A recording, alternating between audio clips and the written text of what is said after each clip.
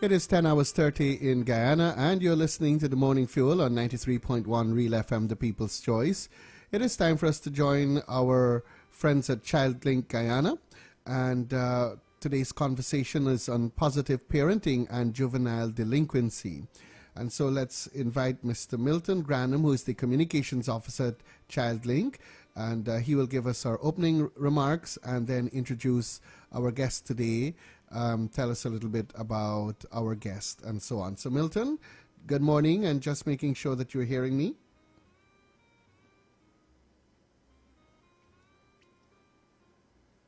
All right, so Milton's not quite ready for us, and so let us just give him a few.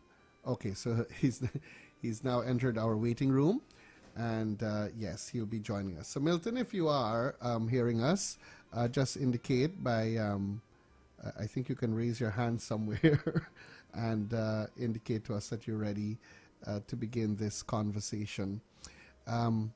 Yes? Is he with us now?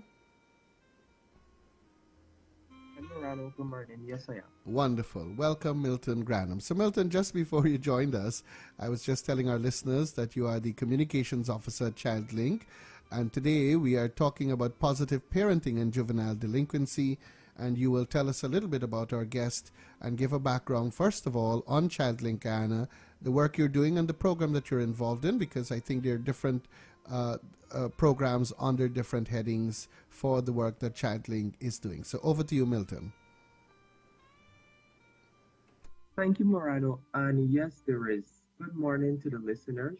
And before we start the program, this conversation this morning falls under the DRIVE project that we're currently running in Thailand. And the acronym DRIVE stands for Diversion, Reintegration, Intervention Vital for Empowerment. And today we're going to be talking about positive parenting and juvenile delinquency. So we're going to be looking at how positive parenting helps to prevent juvenile delinquency.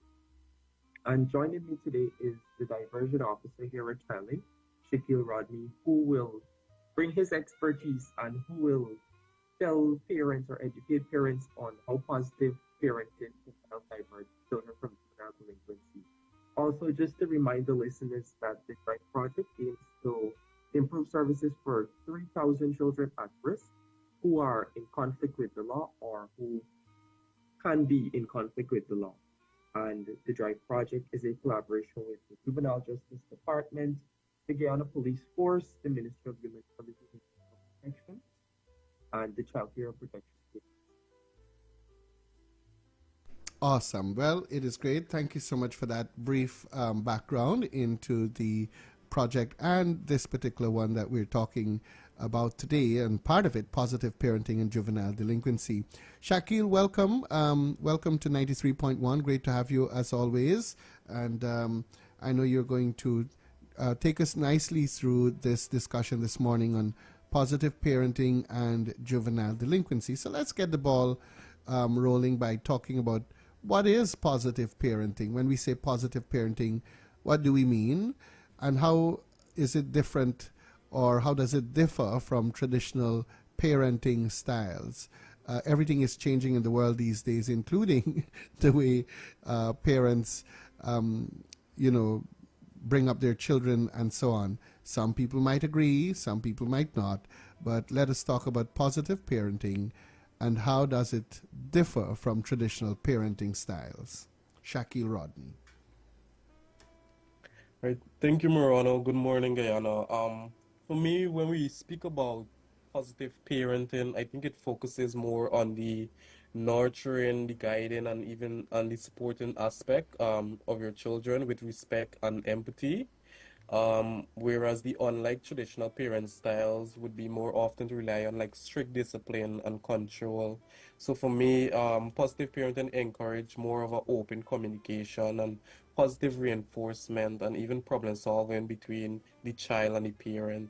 And I think that we as a people, our goal is to more foster child self-esteem and independence and helping them to also develop into being confident and responsible adults when they reach that age, or when they reach adulthood, I should say. Mm-hmm. All right. So, well, you mentioned that it's a little bit different now. How is this? How has this been working out thus far? From you're involved in as the diversion officer with ChildLink. What are your experiences like thus far? What I can say, it is a bit tricky in the sense that the older folks, older parents, I should say, they're still bent on the old culture Mm-hmm. of the disciplinary action. So now, working with parents and children, trying to, ease them into more a positive parent, it takes a time. It doesn't happen in a 1 week or 2 weeks period.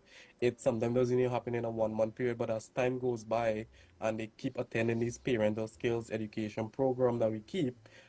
We've seen some changes with some parents, even parents that we've seen that been using a lot of drugs or even alcohol. We saw that some of those behaviors have changed and they're more inclined to their children, and we've seen a positive feedback.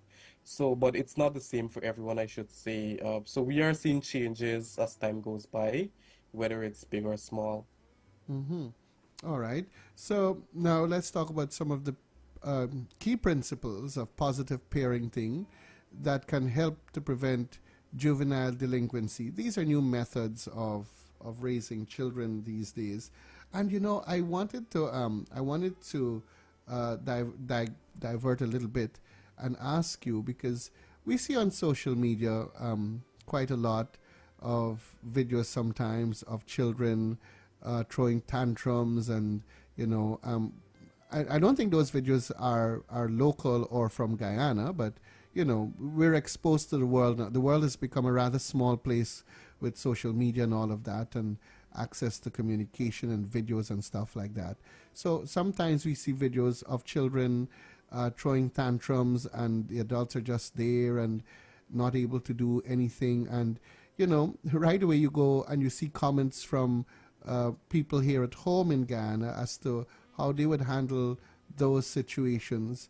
Is this as a result of this new parenting style? And if it is, how can it be changed for those people who think, like you said, some people are stuck in their ways of discipline and how children should be raised and so on? What are your thoughts on that before we go into positive parenting and and key principles of positive parenting? Yes, what I can say is that those videos that you've been seeing, and I've seen some as well when it comes to persons in other country with their children during tantrum, I feel as if, like I said, it can be a culture issue as well because they are more inclined to not beat their children, but still in a sense that we're the morals and values, and that's very important. So you don't have to beat your children, but also you need to let them know, you need to set boundaries and you need to set rules. And this is when I come into my principle. The first one I want to talk about Mm-hmm. setting consistent and clear expectations. So as a parent, you should be able to establish clear rules, right? Mm-hmm. And expectations. And I think that would help would help the child understand boundaries and consequences of their actions, because in most cases a child might do something and the parent beat them, but what about if you had asked that child, hey, why did you do this, and get a clear understanding as to what was his or her um doing of that, his understanding or her understanding of doing such actions. I think our first thing as Caribbean people is to, just discipline your child at first, and then we ask question later. And I think we should start asking question before to really get a sense of idea as to why that child probably did what they did.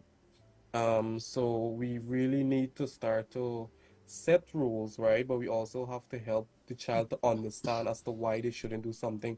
Because if you tell a child, hey, don't do this, but you don't say why, they'll still be keen to say, you know what, I'm gonna do it because they want to find out what will happen. But if you explain to them as to why they shouldn't do it, I think that might work better than just beating the child. And so that's something we need to start practicing as parents. My next key Clear rules and point. expectations. Correct. Mm-hmm. Yes. My next point would be to more encourage good behaviors through praise and rewards. Children do look forward for those stuff and reinforce positive actions. and more to reduce the likelihood of negative behavior. In a sense, I want to say, um, when you have a child and this child's growing up, you want to have train them how to be a good person. Like, we would say, oh, a child must know the right from wrong. They must, but if you don't teach them, they wouldn't know. So it's more of encouraging good behavior. And when you see that your child do something or they do good in their grades, you reward them. And if you see your child is not doing good in the grades, you don't beat them, or what you do, you try to help them so that that grade could go up. So to have positive reinforcement on your child. My next point I wanna, and it's a really important point when we speak about emotional support.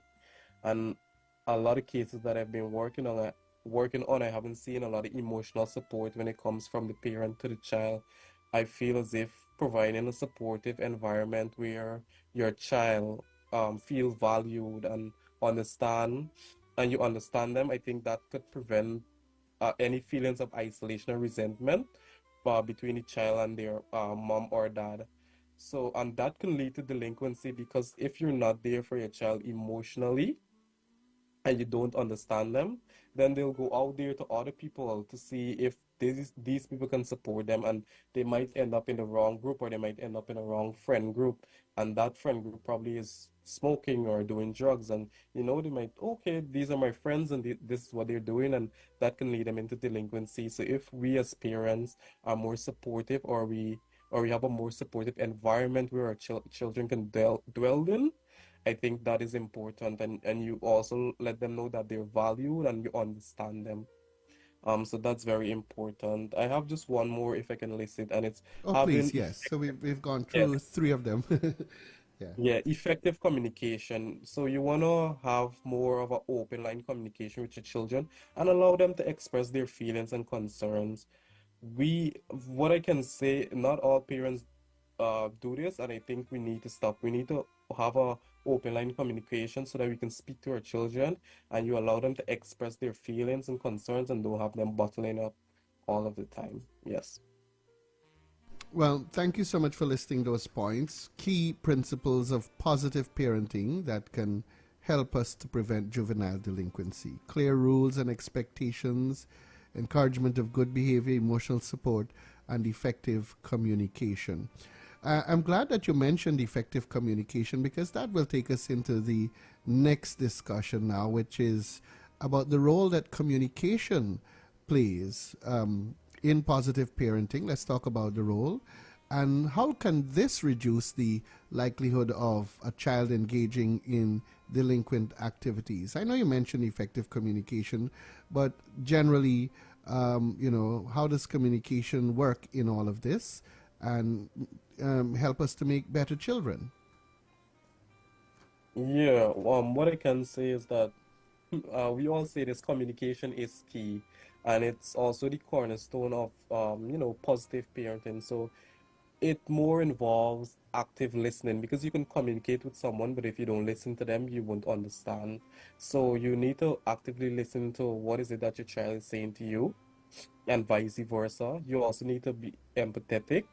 And like I said before, have an open dialogue so that your child feels safe to express their feelings. Because most times, a child will not go home to their mom or dad and say, this happened to me, or I feel like doing this, because they have this fear in them that, mom is going to beat me or dad is going to beat me if I tell them about this.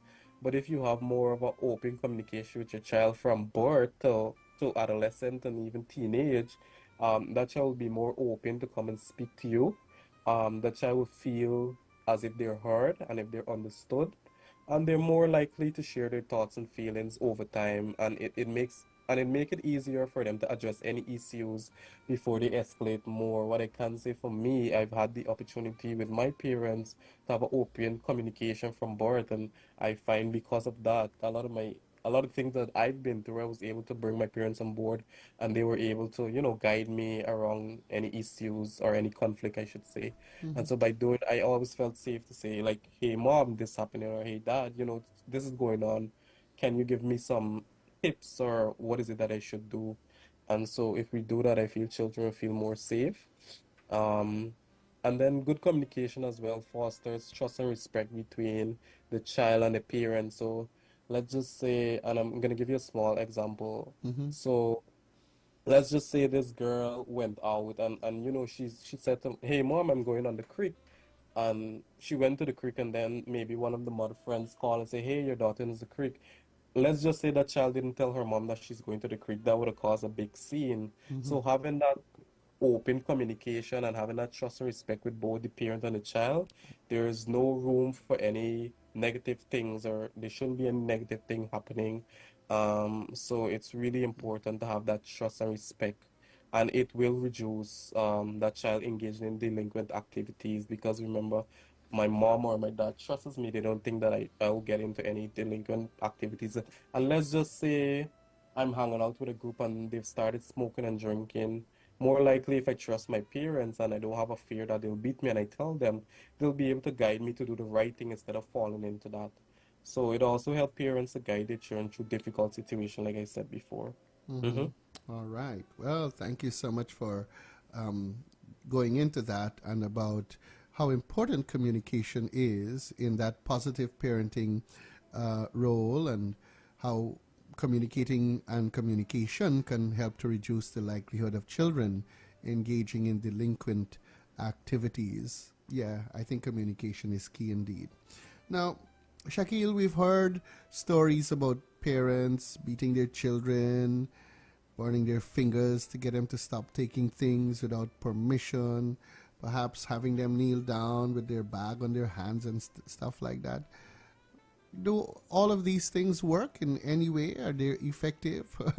What is the result of studies that perhaps people have been doing to see what else can we do? What is the alternative to these things?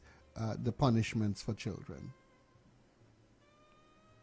Yeah, actually, this question is really a bit touching in a sense that and I'll start like this. Physical, what should I say? Physical punishment doesn't work, and I can say that from personal experience that I've seen. So beating a child or burning them, it's not very effective, and it could be more harmful to the child. So it could lead to one physical injury. Yeah, if you're beating them or burning them, it can lead to emotional trauma, and it can have more of a breakdown relationship between the parent and the child. And so for me, I think instead of beating them, you should teach them, like I said before, teach them the right and the wrong, but you also want to let them know why this or don't do this, and show them that these actions often instill fear, resentment, and anger. So you want to teach them right and wrong. You want to also have positive parent approaches to the child and focus on understanding the reason. And I said it many times. You, as parents, we have to understand the reason behind a child's behavior and addressing those with empathy and guidance. So if you know your child did something, instead of beating them and burning them, try to understand as to why they've done that. Try to see, okay, hey, John, why did you do this? And you address it, but you also want to be respectful. You want to have empathy, and you guide that child instead of beating them. And I'll give you a small experience in my life. I was in primary school, and I remember this child took a keyring off of a teacher's bag. So he went into the staff room and took a keyring off a teacher's bag. And when he came the next day, he came to school and his fingers were literally burned up, like we were seeing the bladders and stuff. And when we actually found out is that the mom had lighted the gas stove and put his hand over the burners because he stole a teacher's keyring. Did that help? Did that stop him from stealing? No, because a day like today, he still steals. I've seen him in several areas where he's done some really crazy things, and I think as if she had addressed the issue rather than just burning him them don't steal, but if she had addressed the issue and put more morals and values into her child and focus that on him, I think that he would have been a better person today. That's what I can say. And so from that experience, I've always said that physical punishment does not, it doesn't work at all. Because you can beat a child, and we have this thing. I remember when I was young, we used to say, oh, it's going to cool. It's cool. And once you get licks, it burn, and then it cool down, and then you go again and do whatever. But there's no talking after that beating. And I'm saying this, you shouldn't have physical punishment. It it doesn't work at all, and that's just my personal opinion on it. Mm-hmm. All right. Well, thank you so much for that um, that interpretation of the results, and your idea and thought on it as well. I think there should be some form of punishment. What are the alternative forms? I'll keep that to myself for now. But certainly there should be. I always think in punishment, and we mentioned earlier, encourage good behavior by rewarding good behavior and stuff like that. And that was a good point a little earlier in the conversation. Um, Hey, Morano. Milton, you want to come in Just to, here and make a little yes, I addition, just please? want Go to ahead. add, yeah, just want to add something to what you said. Add to what you said. Not that you should not punish the child, but beating the child is not ideal. And like you mentioned, there are other alternatives. Other alternatives could include things like, let's say the child likes to be on their phone or their tablet or something. You could probably take that away, but you tell them why you're taking it away and why you're limiting the time they might spend on it rather than to beat them. So you can find other alternatives rather than, physically abusing the child, like you mentioned. So there are other alternatives to beat than beating the child. Thank you so much, Milton, for that intervention there. Indeed. Well, we're coming up to wrapping up discussions this morning, and so let me welcome back Shakil. And Shakil, your thoughts now on what ways can positive parenting help children resist negative peer influences and make healthier choices for themselves? This is this is a nice question here. In what ways can positive parenting help children resist negative peer influences and make healthier choices? How do we make our children say, this is what these are the good things my parents expect me to do, and I'm going to do them, and still try to perhaps be friends or to maintain their friendships, because when we're small, friendships are so very important. We always want the uh, validation from our friends, we always want to fit in and so on. So how does the positive parenting help children resist negative peer influences? Yeah, this is a really good question, Morano. And for me, and I'll speak from a personal experience, what I can say is that positive parenting can help a child develop very strong self-esteem and decision-making skills. And for me, that work. And it's very crucial in resisting negative peer influences because there's time that I mean, we're going to school with different types of children from all walks of life, Mm-hmm. different diversity, culture, you name it. And so if it's it that you can help your child to develop a strong self-esteem and can make proper decisions for themselves, it will help them to resist from those peers influences or influences from their peers, I should say. Um, to do that though, this involves you having to, like I said several times, to have an open communication with your child, and the parent can discuss potential peer pressures and help children develop strategies. So for me, parents, you speak on scenarios that what can happen in school or what happens at school, and you then tell them, hey, you can do this or develop this sort of strategy as to how to deal with this issue. So if you know that your friends like drinking, let them know that you try to educate them as to why drinking is bad, right? So it's to one, develop strong self-esteem and their decision-making skills. And to do that, the parent will need to have an open communication with their child, and they can talk about different or several areas where peer pressure can come and how to develop strategies to handle them. Lastly, I'll say positive reinforcement as well encourages a child to make good choices. This is where the morals and the values from the family plays in, and by modeling that, you'll see a lot of respectful and thoughtful behavior from that child. And I can say that work. And so parents need to set a very strong example, one that is practical, and one that is, that happens in real life, reality, speak reality with your child. And lastly, additionally, creating a supportive, understanding home environment. So this is more of giving your child a safe space to discuss anything that is bothering them. And this is where, when they discuss their challenges with the parent, it's now for the parent to give them advice as to how to move forward with such problem or issue. That's what I'll say on this. Hmm. Well, that's a good way to come down to the end of our discussion today. I'm going to invite Milton. Is there anything else, Shaquille, that you'd like to add before I bring in back Milton now, who will wrap up today's conversation? Is there probably a little bit of word of advice to parents who are listening right now? Perhaps there's a child who's at home who might think that, um, how do I get along with mom and dad, or how do I get along with my parents and things like that.